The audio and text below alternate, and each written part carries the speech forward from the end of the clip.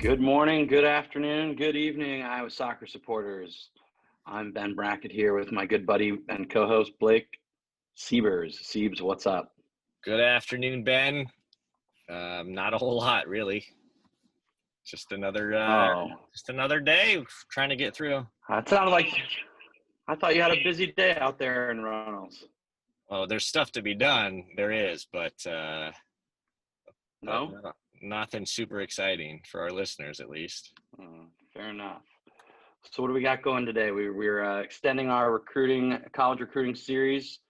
We last chatted with Dan Rothert of formerly of Loris in the Dubuque area, kind of giving more of a local Iowa feel to things. And now we're going to open it up and chat with a good friend of mine and a friend of yours now as well, Blake, Steve Sawyer, who kind of looks at things maybe on a more macro level compared to our chat with Dan. Yeah, I think it's a valuable, insightful, informative chat, and for those, hopefully people will listen to kind of both sets of episodes, because like you said, there's some similarities, but also a couple some differences as well, giving people a broader scope as well as kind of specific to Iowa. Yep, right on. I think maybe the best thing to do with this is just kind of hop right in. We'll should we do social media stuff now, or should we save that for the end? Save it for the end. Okay. Well, so then if you have been listening to our podcast on YouTube, though, we have recorded this as well there, so check it out. Otherwise, enjoy the interview. All right, welcome Steve Sawyer to the podcast. Stevie, what's up, man? What's going on? Thanks for having me. Yeah, I feel weird because I called you Stevie. Sorry, that was super awkward. It's all good, Brex. How's it going, Soy? It's going well. No complaints. Just living life here in New York City. It's always a little interesting this time of year, or this time of life, I guess. Yeah, right on. We know that you've actually listened to our podcast, though. So I can't ask you really the same question I would normally ask, but I'm just going to go ahead and just pass it on to Siebes and see what happens. Yeah. So, have you ever actually been on a podcast, Steve? This is number one. I've had some requests recently, but I put them off to make sure you guys were first. So we love it. No big deal. Other requests. Well, thanks for joining us, Steve. It's exciting. I think we've been enjoying this whole sort of recruiting podcast series, and then also just we've done this kind of like a year ago where we interviewed a bunch of the student athletes. So I guess as you know, we would just kind of like to get an idea of you and give us your sort of your origin story and your soccer story, and then kind of bring us to the present, and then we'll kind of jump into the recruiting business. And sure. I'll jump in there real quick. So there's obviously always an Iowa connection, so make sure you include that part of your journey, if you would. Oh, I will. Of course. I will. It's a big piece. Broken nose and all. Yeah, it still is. So I'm from Dallas, Texas originally, which was a great place to grow up as a young soccer player. It's definitely a hotbed for soccer in the U.S. Played every sport growing up, but soccer was always first love, like most people in our generation. Parents. Stop. What's every sport for you, Steve?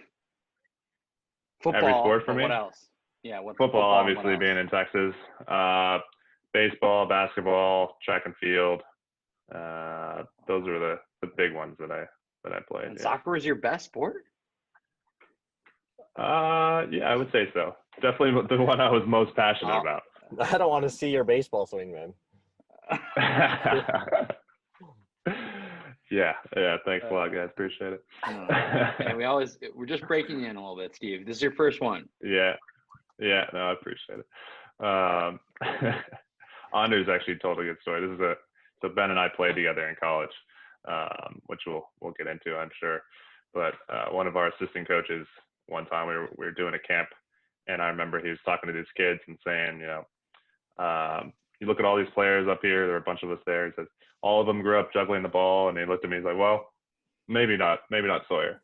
maybe he didn't get as many touches. I was too busy playing other sports. So. Well, I'll brag on you later, sir. So keep on your story. Great. Can't wait. But yeah, I grew up in a town outside of Dallas that was fortunate enough. A kid I grew up with, his dad started a club in our town, soccer club. He was a Portuguese guy, and had a playing background from there. And we were really fortunate that we had a lot of good players in our town that kind of grew up together playing, and then played club together, which eventually you get to the age, middle school, where people start dropping off and the club ended up folding, but there's still a lot of good soccer talent in the area. So played for a club called the Dallas Comets, which is now folded into the FC Dallas Academy program, and was recruited from there to go play at Brown, which is where I met Ben on my recruiting visit. Actually, I had a little bit more hair at that time, which he'll never let me live Yeah, down. sweet bowl cut. Yeah, was killing it. It's the times, and you were from Texas, so like it was. What's that show that was from that era? Like Friday Night, you had like well, no, but it was more of like a Friday Night Lights haircut. You know, Friday Night Lights, yeah. Yeah, it was good. Yeah, no more. But so yeah, played at Brown. I was a couple of years behind Ben, and I had really no intention of continuing in the soccer industry after college. I studied engineering at Brown, but over the course of my 4 years, just had an incredible education in the game. We were fortunate with our coach. I would say I learned more in my 4 years there about the game than I had in the previous 18, and really kind of grew in a passion for the game. And afterwards, so Sawyer, let everybody know who you're talking about and what he's doing now, just really briefly, if you would. Sure. Yeah. So Mike Noonan was our coach at Brown. He was there about 15 years or so. And then a couple of years after I graduated, 20, I think, closer to 20. Probably, yeah, actually. Yeah, pretty close. Maybe to 20. over 20. Anyway, sorry. I think it was, so the last season at Brown was 2010. And then he went to Clemson, where he still is now, and has had a tremendous amount of success. Lost the national final, unfortunately, a few years ago, but it's been to pretty consistent Sweet 16s ever since then. Definitely one of the best coaches in the country. Yeah, and Clemson just also has that sweet new facility they put in. So if you're listening to this and you're interested in like a soccer specific facility, Clemson's deal is legit. Yeah. Oh yeah, definitely. He's got a little bit more money to play with there at Clemson than we had at Brown, for sure. Let's go. So yeah, after school, I wanted to continue playing, actually, and then an assistant during my time and Ben's time had just left Brown and got a head coaching job at Connecticut College, which is a Division III program in New London, Connecticut. Kenny Murphy is the coach. Murph is just an incredible guy, incredible coach, a huge mentor and friend still to me to this day. So he had just left Brown, gotten that job, and I just happened to stop by and see him. I was kind of living in New York City at the time, training with a team there, and Murph had just started at Connecticut College. I went and talked to him. He said, listen, I've got an assistant job. It's yours if you want it. And so I took it and fell into coaching. Was originally planning on just doing it for a little while. I was doing some grad work there, but really fell in love with it and decided that that's what I wanted to do with my life. So spent a couple of years at Connecticut College working for Murph, which was great. It's just me and him for the most part. So it was an incredible learning experience because we basically tried to do everything that we did at Brown, but at Connecticut College with a smaller staff. So it was a perfect first job, really. And from there, I went to Villanova University as an assistant coach, and spent a couple of years there, which was a lot different, which is what I was looking for at that point as far as my development. But again, another good school, Division I program in the Big East, which is the old Big East before it was broken up, and it's pretty, arguably the best conference in the country. I think ACC and Pac-12 are really the only other two that compare. So it's great soccer every single week. Learn from, a good head coach. We worked really closely with the associate head coach, BJ Callahan, who's now with the U.S. men's national team. So learned a lot from him during that time. And throughout my college coaching career, I was also coaching youth soccer. And when I was at Villanova, it's in the suburbs of Philadelphia, the Union was in the process of starting their development academy. And for those of you that don't know anything about what they're doing there, they've done a tremendous job and trained out a lot of homegrown players that are now in the first team and moving on from the first team. And first team just won the Supporter Shield in part because of their homegrown guys. So seeing them develop that really got me passionate about developing younger players. And, if we're going to really advance as a soccer nation, I think we need to pour more resources into the youth. So I became passionate about that, got out of the college game and started focusing on youth soccer and developing young players. But part of that was, I used my experience as a college coach and started helping or mentoring players through the college recruiting process. As a college coach, I heard Dan on the podcast last week, you see a lot of horror stories sometimes of kids going through the process and really have no idea what they're doing and maybe, paying a lot of money to different services that are supposedly helping them out, but aren't doing a great job. So what I wanted to do was help kids on an individual basis and really guide them through the process and use my networking connections to help them get recruited, which was great. And I did that for 4 or 5 years, worked with quite a few players that ended up going to different schools, all the way from like a UCLA down to Division III programs like Haverford. And it was a lot of fun. It was a lot of fun. I really enjoyed it, but it's also time consuming. So I've transitioned away from that and basically trying to reach a broader audience of kids now. So my business partner, Dom, and I started a company called Contact Coaches that is really geared towards making the recruiting process as accessible as possible to kids and providing a lot of resources, mainly free, to players who are going through the process, try to educate them, trying to give them our background, our experiences as former college coaches, to help them, live out their dreams and play college soccer. So that brings us essentially to today-ish. So, Steves, where do you want to take it from here? Because I bet you've been sitting there like I could see you taking notes. No, we go a few different places, right? Just talk about, one of the things we've talked about is back in the late 90s to 2000s, there used to be the book, right? As everybody kind of our age called it. I think that's something that I don't know if you want to talk a little bit about that, Sawyer, tell everybody what that was, and then kind of how you guys, I'll just let you run with that and kind of what you do with that now.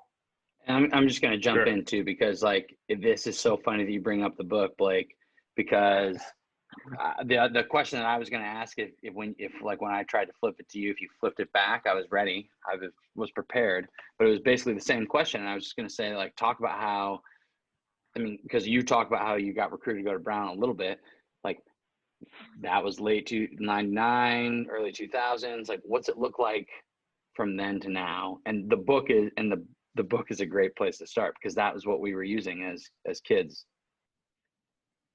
Yeah, the book, the massive book. My mom probably still has it somewhere. How big is it? It was 1,000 pages. Oh yeah, easily. I'm pretty sure it was multiple pages for each soccer program, and that's around 500 programs on the men's and women's side each. So it's a big book. I think the guy's actually from Dallas, the one who created that, and I think there's an online version now. But So for those, I Um, guess let's jump in. For so those the that book, don't know, go ahead. So yeah, tell them about like what we're talking yeah, about. so the book was basically a resource that had information on every college soccer program in the country. It was So year to year. specifics. Yeah, yeah. So it came out every It single was like year. an almanac or like like the Yeah, like an almanac.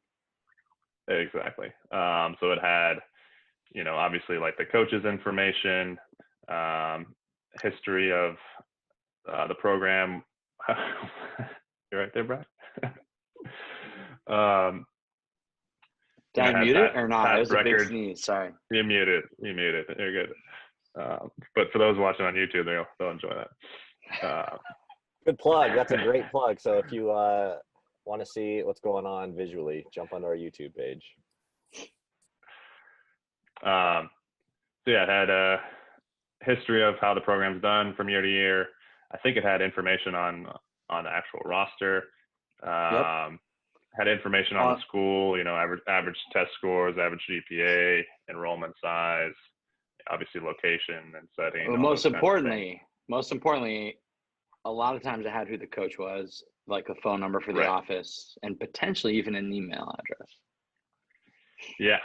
During that time, I mean, I'm a little bit younger than you, Brack, but it was definitely a different process at that point. They probably had the email, actual address of the office, didn't they? And like you would actually write a physical letter at that point. Yeah, so that was what we were taught essentially, or at least I was taught as a high school student. Write a letter to a coach and literally mail it. But it was at that point it was transitioning to email. Email was definitely the number one source at that point. So yeah, the book was everything that you needed to know, and at that point it was difficult to get that information anywhere else. Nowadays you log on to the athletic website of even like a Division III program, and it has a ton of good information there, and you can really learn a lot about the program. Back then, it was much more difficult.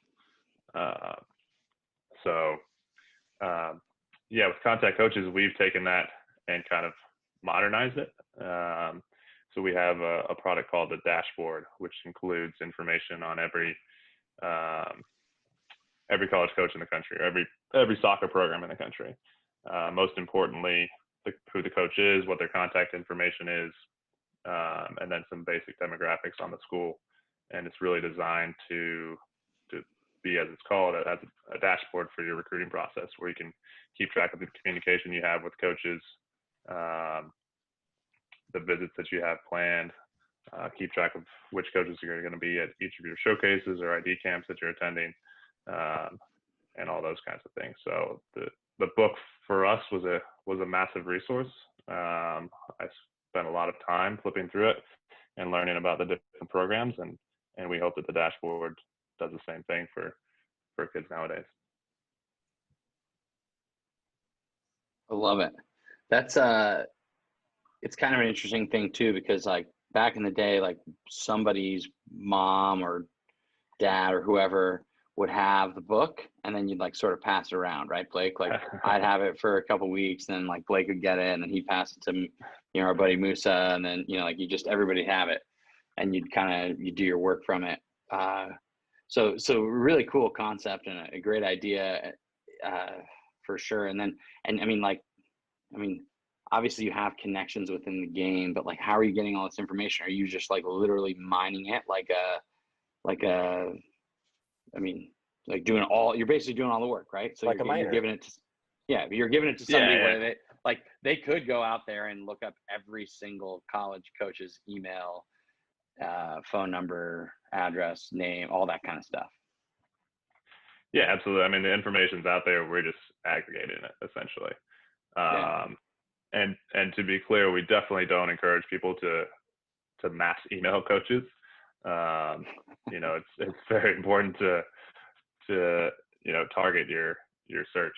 Segue, sorry, I love your segue. No, because this is great because this is part of what the other thing that you do, and that we've been talking about doing sort of just sort of like webinar or class with some players just to give them an idea of the ideas of how to go forward, right? You know, it's not just like, hey, you know what, you're gonna walk out there and play in a big tournament or play in some event or just like magically get recruited. You're not gonna make some super cool video that like coach just signs you on the spot. Like that's not how it works anymore. Did it ever work that way actually? More so, but yeah, I don't think it ever completely worked that way, and definitely not now, and definitely not during COVID as well. Yeah. So talk about what the Yeah. different things you're doing to like either educate players or to assist them in their process. Sure. Yeah. Something that I've always been really passionate about when I was doing, you know, more of the mentorship business before with every client I had, you know, the process starts or should start with, you know, deciding what you want out of your college experience, which is a big ask for a 15, 16, 17, or even 18-year-old. But that's okay. Like you at least need to go through the process. You need to understand what you want before you start actually contacting coaches and getting out in front of coaches and those kinds of things, because like anything else, you need to be prepared. The more prepared you are, the better process you're going to have. So, you know, if you're just like the game, right? The best teams in the world don't just roll the ball out and play, right? They have a game plan. They know their opponent. And the same thing is true for college recruiting. You know, if you know what you want, you can target your search. And on top of that, focus on, you know, which tournaments to attend, which showcases, which ID camps to attend. But if you don't have any idea of the type of school you want to go to or the type of program you want to play for, then it can be extremely overwhelming. And you can get kind of lost in the crowd. And in the off chance you do get, you know, some interest from a school, you won't, you know, really have a filter to process that information through. You know, then you'll have to research the school. And obviously, if a school showing interest in you, you're going to be excited about it. And, you know, you might have a little bias at that point when you look into the school, like, oh, this school does look really cool because the coach likes me. When in reality, you know, had you done the work beforehand, you would have known that that's not the school for you. You know, they don't even offer your major, kind of thing. It's important to know though, like, you know, your preferences can change. You know, ideally, if you're starting to think about these things as a freshman, you know, by sophomore, junior year, your preferences may have changed. I know for myself, even my sophomore year in high school, I wasn't sure I wanted to play college soccer. But I was having those thoughts and conversations and doing the research on my end to figure out what I did want. What were the kinds of things that made you make that type of decision at that point? Like go back to 16-year-old Steve Sawyer, bowl cut, hanging out in Coppell, Texas. So for me, academics were always a priority, and I wasn't really willing to sacrifice that. So I wanted to go to the best school possible, period. And, you know, if I could play soccer there, then great. But I also wasn't necessarily sure, like, you know, what level I was at. You know, I think now obviously I have much greater perspective. You know, I was playing for a top team in North Texas. Like, okay, we're good. You know, like all of our starting players are going D1. Like, okay, there's going to be opportunities out there. But at the time, like, I just didn't know. So I was really focused more on the school that I could go to. And then once I started getting interest from programs, I realized, like, okay, that there will be an option where I can do both and do both at a level that I would want to do it at. But it's a big commitment as well. And, you know, I wasn't necessarily sure that I wanted to make that commitment to play in college. But I'm glad I did at the end of the day. Where, just a kind of a personal question, where else did you visit or get recruited by? More curious for myself than anything. Yeah, I actually didn't take any other visits. As soon as I met Brack, you know, that was it. Dude, It was game over. we Um, always crush the recruits. We always had a good time with them. They always you did a great job. Yeah, we always made sure they had a good Did a time. great job. Yeah. I was looking at Boston University, BU, which is a rival to Brown. There were other Ivies that I had interest in, like Yale, that didn't have interest in me. So were you going to, actually, were I you know the always looking assistant in now. New England? Did you like figure out like New England Yeah. was where you wanted to be? Good question. So in part of my process, right, when I was deciding where I wanted to go, it was the Northeast or the West Coast. Those are the two kind of areas of the region or the country that I wanted to go to. I wanted to get out of Texas and just experience something else that was important to me as far as my personal development. Also at the time, there was only one Division I soccer program in Texas, and it was in my backyard at SMU. And I had no interest in staying that close to home. So, yeah. But there were some other Division III schools as well, Blake. But my decision at the end of the day was, fortunately for me, an easy one, because Brown was the best school and the best program that recruited me. So it was a no-brainer. Gotcha. So we talked to Dan Rothert. So just a little, if you guys are curious, jump on our last week's podcast. But we talked kind of about the COVID and how that's impacting kids and the kind of the new impact of video. So you've got kind of some experience and some ability to help kids with the video process as well. So could you just kind of talk, Steve, a little bit about what you're doing? I think one of the cool things, just talk about the college programs you kind of do some stuff with as well. Sure. Yeah, I'll touch on that first. So my business partner and I also do opposition analysis for college programs, meaning basically, like, especially at the college level and obviously beyond at the professional level, teams do a lot of scouting on their upcoming opponent to prepare a game plan for it. So what we do is our clients send us film on their next opponent. We break it down and produce a video analysis and a written analysis that they can then take and present to their teams, as well as their staffs, and develop a game plan around that. So this fall, obviously, there wasn't much college soccer. So Auburn women's soccer is one of our clients. So worked with them throughout this fall. They're actually playing, I think, right now. It may be over. And in the conference tournament, we have some other. We worked with Ole Miss and the SEC as well, and have different programs throughout the country at Division I and II level. So we'll see what happens this spring with potential season there.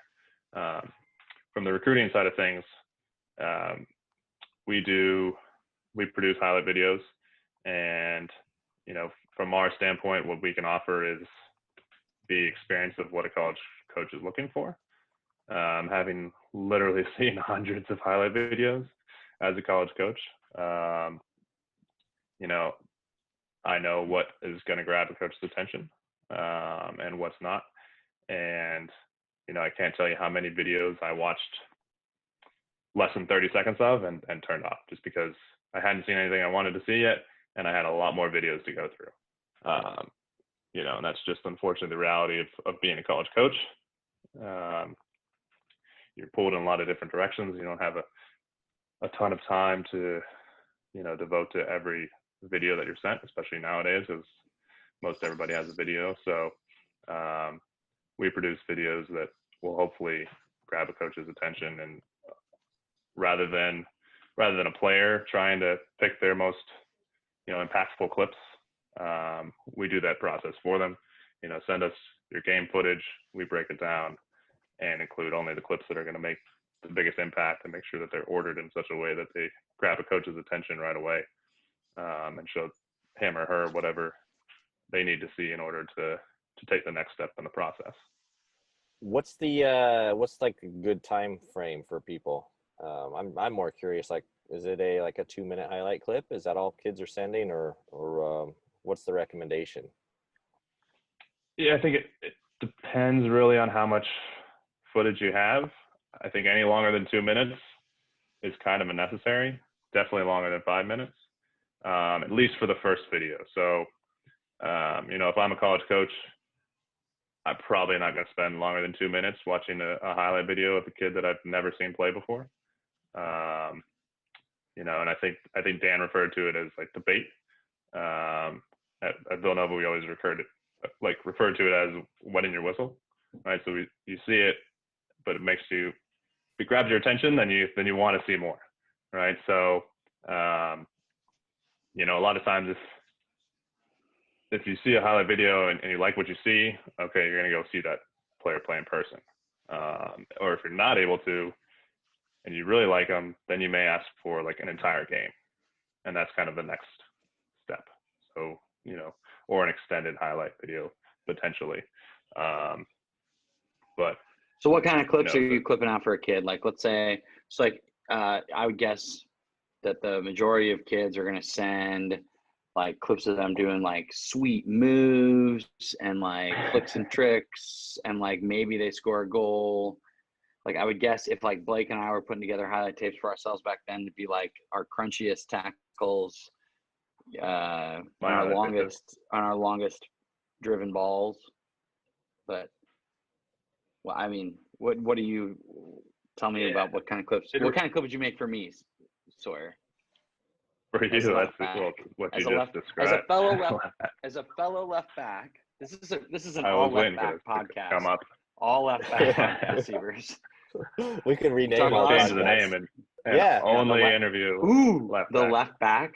Oh, I like this idea. Sorry, So we thought, we trademark that. Thought about it like a year ago, didn't we, Ben? Trying to figure out a creative name after we realized the left back, though. We should only interview players that have played left back. It's only the best players then. But, really, I think the type of clip really depends on the position of the player. For you, Brack, like in a more natural position for you as like a holding mid, distribution is definitely a big piece to that, what your range of passing is. I can't tell you how many clips I've seen in highlight videos of like a 5 to 10 yard pass. Really doesn't tell a college coach much. The clips that college coaches want to see are the ones that are going to separate you from other players, right? So if you're clipping a 40 to 50 yard ball on a diagonal, like, and put it on somebody's foot, like, okay, that's going to make you stand out. And if you only have maybe 5 of those clips, like, that's fine. Don't include the 5 to 10 yard pass. Like, it's just not going to do anything. But you also want to make sure that the video is well rounded, right? So again, as a holding mid, like clips of you reading the game and stepping in to win the challenge, being strong in the air is going to be a big factor. So winning a header or two. By the way, I've always heard that one of our teammates, Rhett Bernstein, who played as a center back for us, I've always heard epic stories about his highlight video. This is true. Have you seen it? This is yes. Seabers, one of his fellow classmates sent a whole highlight. It was like a 2-minute highlight tape of him just beasting people in the air, just like literally just like winning headers over people, just crushing people. And like, he was the most dominant player in the air I've ever played with or against. I mean, ever. Like, he was incredible. But like, it was one of those things, like, you're like, why is he good? Oh wait, because he's just dominant. And like, man, that was his it was incredible. It was incredible, Blake. Like, what a But that's like, that's good though. I mean, like, I'm assuming he played like as a center back on the video or something, right? So like, yeah, you can. He scored like 8 goals as a freshman from set pieces. But yeah, I mean, you're not going to get a lot of goals or highlights as those, like, in those positions. That's interesting. Right. And that's his strength, right? So I think, whatever your strengths are, highlighting them is going to be key. And that was definitely his strength. I mean, I think our junior year, he scored like around 10 goals, 9 with his head. I think there was a slide tackle in there as well. And then he's up for the Herman Trophy the next year because of That's it. right. So, but yeah, balance, things that are going to make you stand out.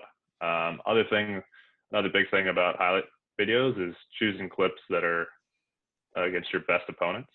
I think that's a big piece that's often overlooked. When we source video from the people that, hire us to make their videos. We want to see their toughest games.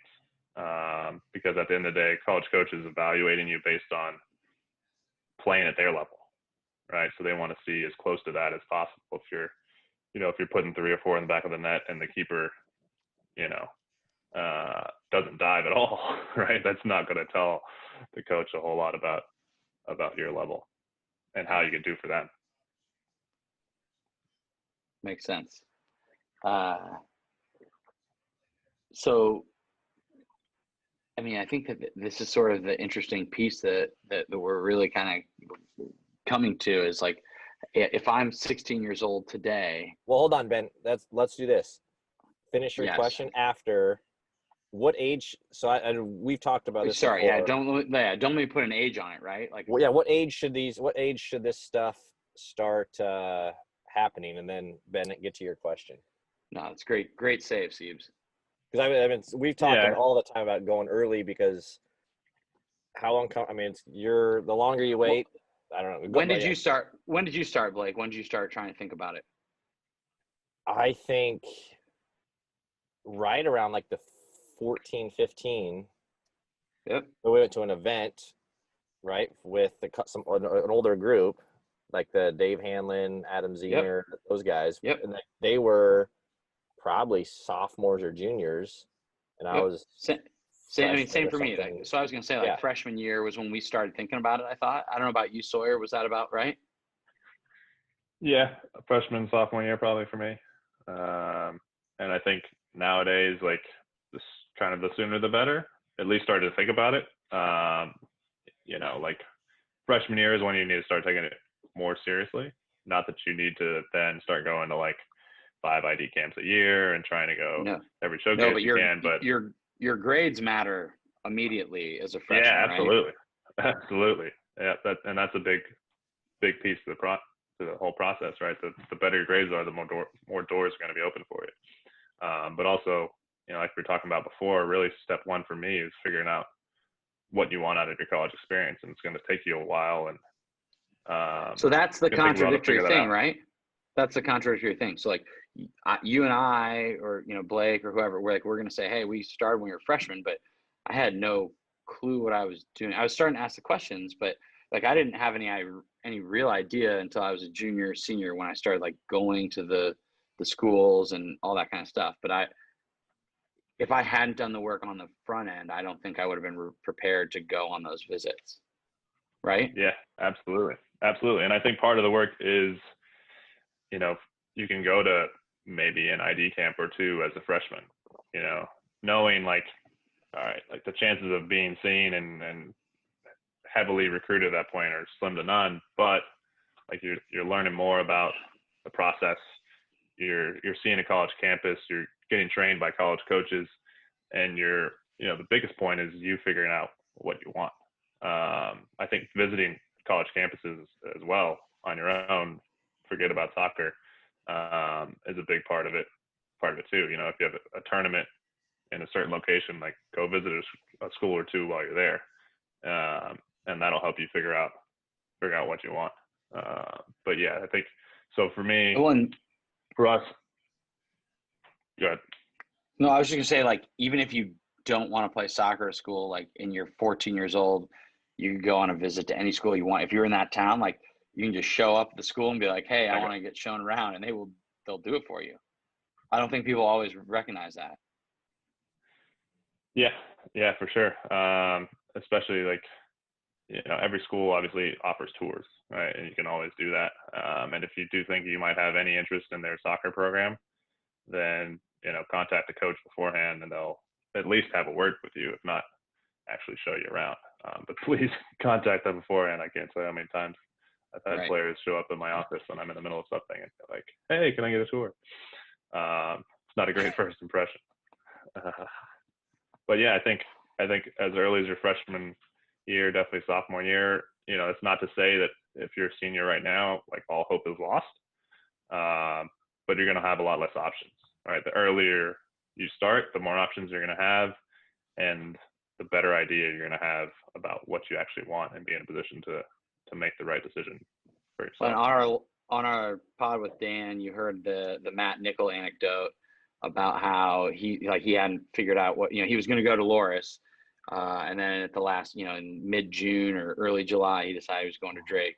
So like that's an example of like he probably didn't have a great idea of what he was doing. Knowing Matt Blake, would you Right. guess that he was like contacting schools when he was a freshman in high school? No, not for sophomore, junior. No. So and so like, he's one of those examples of. And he may have been able to go somewhere bigger, right? Like had he been on top of the that's what I was gonna say. Like he's one of those examples of somebody who went so far with just like, like I don't know. This isn't even disrespectful. Just like off of sheer talent. Like he would just show up and he was good. Like it's not like he was trying really hard to be the best soccer player in the world. Like he would just show up and he was so good. Like had a nose for goal and he was effective. So like, how many people do you know like that? I played with this Nickel. I played with Nickel the other day. He still scored 2 goals. He's 37. He's 50 pounds overweight. Like, he's a natural talent. There's not very many people like that. So like, how are you going to get recruited? You're going to do like what us 3 left backs did, and we're going to get to work. Yeah, and I think that's a big, like, you're always going to, especially when you're young, you're scared, you're intimidated, you're going to butcher a conversation over the phone or in person with a coach, right? But like, do it because it's going to be uncomfortable. Those first, second, third, fourth, fifth coaches you ever talk to. That's where I think, and you just get and play in front of them. Yeah. And Steve, as a coach, like, like talking to 15, 16-year-old kids that they're going to stutter, they're going to turn red, right? Like Absolutely. That's just part of growing up. I'm sure I was a disaster personally. So what's that like too? Just like, let's talk about that for just a second. So like, like I'm like a nervous 16-year-old and I'm calling, the assistant coach of Villanova and it's Steve Sawyer. And, what kind of things are you asking kids, or what are you trying to learn from kids as they're, like we're like, if I'm the player that's trying to figure it out, like I'm obviously asking you certain questions, but what are you trying to figure out from your end? I think the biggest thing is trying to figure out character. I think a lot of people would say that college coaches are crazy because they're basing their livelihood on the decisions of 18 to 22-year-old kids. Not only on the field but off the field. So I think really trying to get to know a player at a deeper level as far as who they are as a person, and there's different ways you can do that through questions, or just like how professional they are throughout the entire process. How long does it take for them to respond to emails, or are they giving you all the information that you need? How serious are they taking the conversations? Are they actually like actively involved, or am I having to pull words out of their mouth? So I think really trying to understand what a kid's about, what drives them, what motivates them, how bad they actually want to play the game, because as I said before, it is a big commitment. But yeah, I think those are the biggest things. Ben, did you want to get back to your question, or was that leading the right way there? No, that was great. That was exactly where I was going. Keep going. So I got one left for him is all, but it's completely different subject. So that's good. I was going to say like, it's because this is the beauty of this conversation, is that there's so much more to it, right, Steve? Like you and I could just like, we could cut Blake out of this and we could talk till midnight, which would be like 6 more hours about this. You guys could cut me out. We could cut you out, whatever. We could all figure out how to continue this conversation late into the night. So I think that the big thing for this is just like, hopefully it gets people thinking a little bit, and then it's something that either, they find a way to start asking more questions and do a little more research on, the process, and maybe hopefully gets their interest piqued a little bit. Yeah, I think hopefully the 2 biggest takeaways are that, start in the process, wherever you are at this point, making sure that you're doing the work on your end to figure out what you want out of a school, and then doing the work to figure out what schools are fit for that and which programs are. I think the other thing is understanding that everybody's process is different. You know, your best friend may play right next to you on the field and have a completely different process than you. You know, and if he or she is committed before you or not, you know, it doesn't matter. At the end of the day, I remember you have that to being figure a out. big deal at that age. Yeah, for sure. There's a lot of pride involved. Understandably so. Like a lot of friendships involved. You know, Brack, you'll remember a name that comes to mind when we talk Scotty about Gapp? this. So, yeah. So I played both high school and club soccer with player Scott Geppert, who was a great player. Yes. We were good friends. We spent a lot of time together, obviously playing club and high school together. Both decided to go to Brown pretty independently. We weren't necessarily overly influenced by one another. Well, I guess I can only speak for myself, but Yeah, but it didn't seem like it. It seemed like you guys came into it was like independent for sure. It didn't seem like while you guys were friends, it was not like you guys were holding hands as you walked in the door, going like, "Yeah, we're from Coppell together." Right. Yeah, exactly. But he, you know, had a great freshman year. He was Ivy League Rookie of the Year, and then transferred out after his freshman year. You know, and I think, you know, maybe there was some influence on both of us going there. I think maybe had I not gone there, maybe he wouldn't have. I don't know.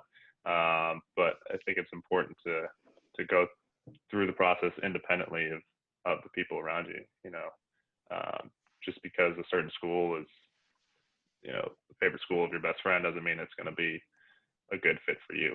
And there's a lot of reasons for that. You know, it could just be that, you know, maybe they don't need somebody in your position right now, and that's okay.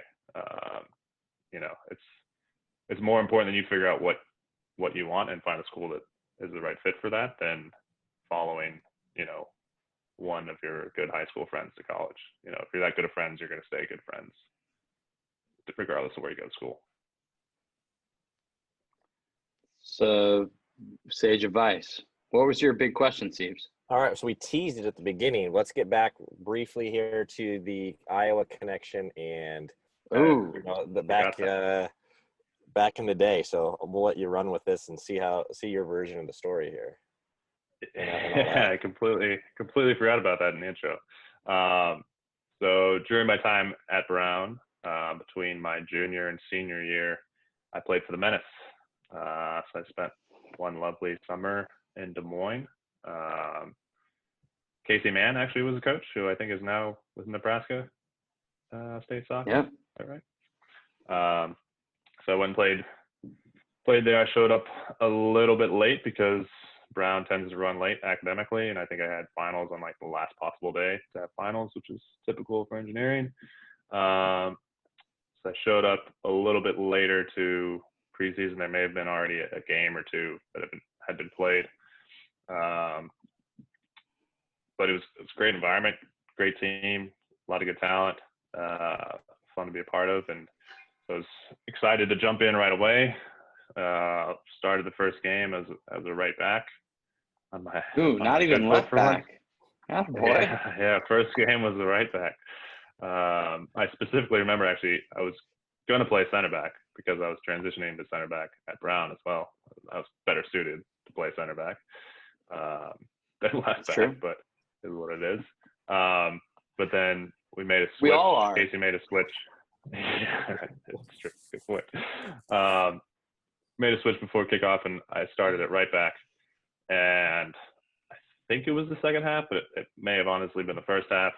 I went up for a header off a throw-in, like on the sideline, and just absolutely battered my nose. It was the third time I had broken it. I actually broke it in high school, my senior spring. I broke it and had it fixed. And then my first scrimmage at Brown, I actually broke it as well, but I didn't fix it because it was my first scrimmage. I wasn't going to miss time.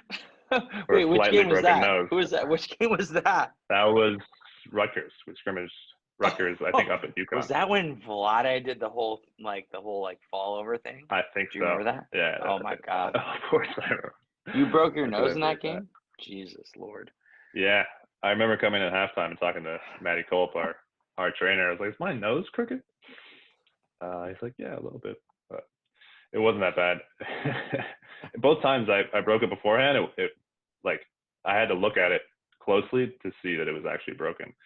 The time in Iowa, that was not the case. It was very obviously broken. Blood all over the place. Looks like you've actually had some plastic surgery. surgery. Few different directions. No, it's still. So I fixed it that time, obviously, but it fixed it back to the time I broke it when we were playing Rutgers. So, so yeah, it was a little bit of a rough start.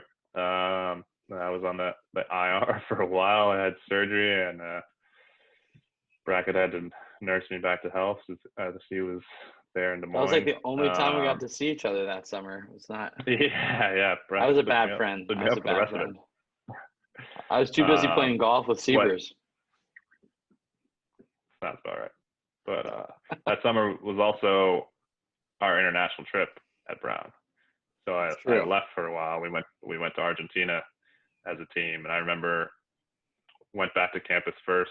We had I think a week of training before our trip, and that was the first time that I had played since breaking my nose. I had to wear like a mask at first, which lasted like half the training session.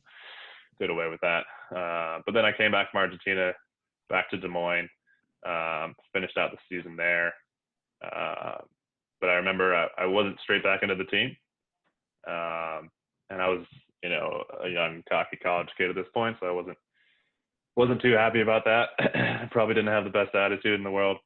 What was your favorite bar in Des Moines? Good question. I don't remember, honestly. I'm sure if you called out the names, I could probably remember. Well, okay, so this would have been, what was the year? 2006, 7, 8? 2008, summer of 2008. Yeah, I eventually worked myself back into the team.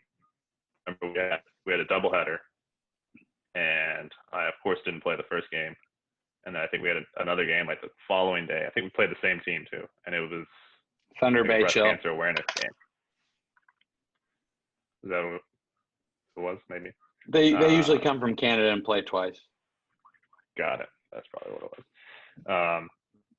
But yeah, the game I played in was like the breast cancer awareness game, and I finally started and played really well, and then started and played I think every minute after that.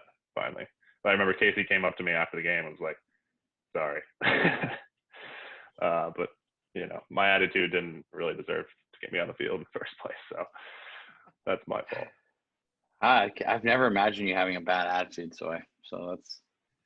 I've also had a bad attitude playing for the Menace before. We've talked about this on the podcast. So, you won't be the first person with a bad PDL attitude. We won't tell them the story. If they want to hear, they got to go back and listen to the other episodes, but it is a great story. What episode is that? You'll have to link to it. Sorry, we'll talk about this. We can talk about this off air. It's all right. But I bet you I had a worse attitude than you did. Well, yeah, that is true. So, how many yellow cards do you think you had in college? Not too many. I think. Really? I would say red cards? I would no guess red cards either. Under 10. No red cards. I would say I was master of the dark arts. I would find a way to hurt people and not actually. He broke some kid's leg once, Blake. He broke a kid's leg, and it wasn't even a foul. We were just talking about that. Well, your birthday was a couple days ago. Yeah, right? Happy belated birthday, which apparently marked 15 years from that game. That was big. It's true. Yeah, I mean that's sort of one of my proudest moments is that my sophomore, junior, and senior years, I was suspended for at least one game due to yellow or red card. Yellow card accumulation or red cards. Actually, yellow card accumulation in all 3 years and one red card. So, Killed it. Seems, well, can you boast that, Seems? You guys are getting on your talking till midnight tangent here. No, so. Yeah, but can you boast that many yellow cards, Seavers? How many yellow cards do you have? I know for at least 1 year I was on a yellow card suspension. Only once? At least once. Seavers, I don't buy that. I never got sent off. That's not true. Yeah, it is. For Drake, you never got sent off? No, nope. How many times did you get sent off for the Menace? A few times. All right. Well, let's not let this devolve into a storytelling session. Sawyer, we love you. Thank you for taking the time. I think that the stuff that you've been talking about is super valuable, and I hope that our listeners, especially the young ones, take some notes, because I think it's useful. Oh, my pleasure. My pleasure. And I think anybody who is, going through the process, or whether to start in it or somewhere along the way through it, we have a free recruiting blueprint on our website, which, you guys can link to in the show notes, but it's just contactcoaches.us/free. And we've basically broken down the recruiting process into 7 steps.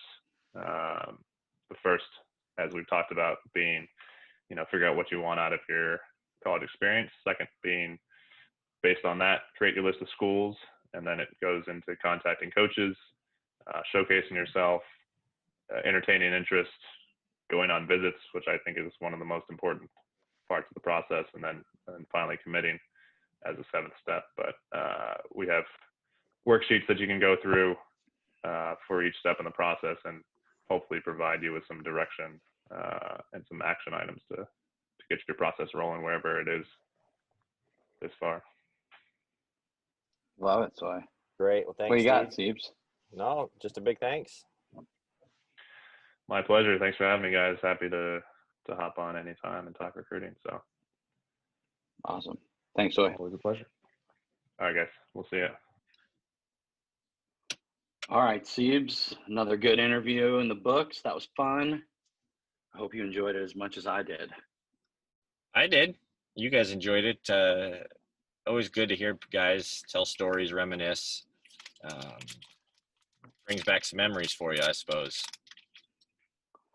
Yeah, it's funny. I mean, it's the same as like when we go to FUT 888 over there on 2nd Ave and get together with the Drake boys, and the stories start flowing, don't they? No matter what. They Or do. at least the banter. There you go. Yeah, those days have. It's been a while since one of those has happened, unfortunately, but hopefully get back to it sooner rather than later.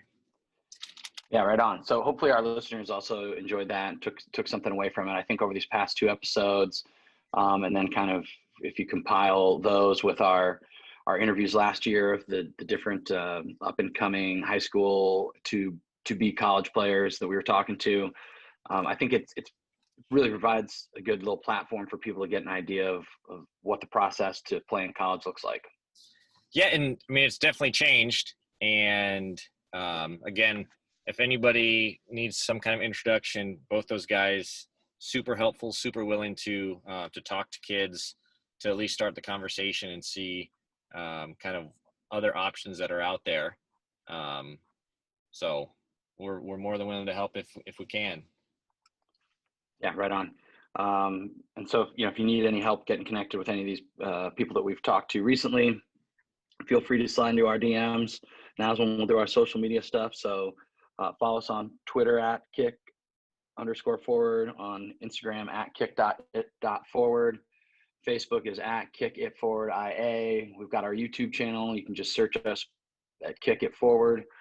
And obviously you can listen to the podcast on all the different platforms now, including YouTube, and get a little video. On a day like today, you can see Blake sitting in his truck and me sitting in my home office-ish. It's great. So that yellow wall really accents your it was more fun when we were in though. I know. We need to get back in the studio. Yeah, well, so hopefully we'll be doing that soon enough. Hopefully you guys enjoyed this interview. If you've got any other suggestions, of course, slide into the DMs. If you want any help, of course, slide into the DMs. Take care. Enjoy the beautiful weather. What do you got, Blake? Anything? Nope. Okay, rock on.